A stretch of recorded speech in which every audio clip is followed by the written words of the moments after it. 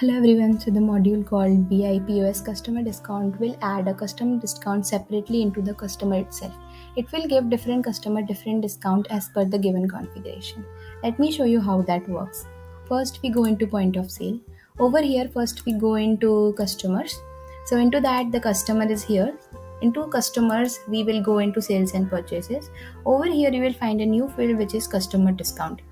So you can directly give the discount you want to give to this particular customer. So I wanted to give 10% to this particular customer.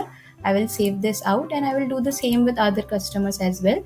So I just wanted to give 20% to Azoo. Let me save this out and let's go to the POS screen. So here I will go into POS session. Let me open this session. Now let me select one or two product. As you can see here, it is not giving any customer discount. First we need to select the customer and then it will apply the discount. So as I have given deco edit 10%, it will calculate the discount and give the discount to that order. If you want to change the discount of customer in the point of sale screen, then you can simply go into details and here you can change the discount. Let's say I want to give 20%. I will save this out and it will automatically give the 20% discount.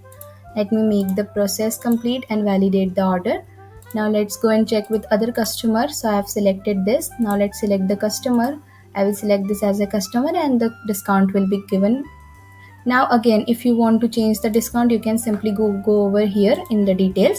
So if this discount is changed, it will also update the same in the backend. So as of now, I don't want to change any of them. I just want to process this payment and validate it. Now let's go into backend and check. So I will close this session over here.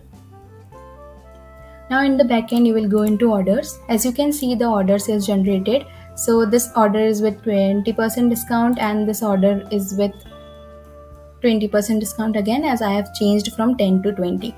The same will be automatically given in the customers also. Let me show you that. So into this, the discount is updated to 20%.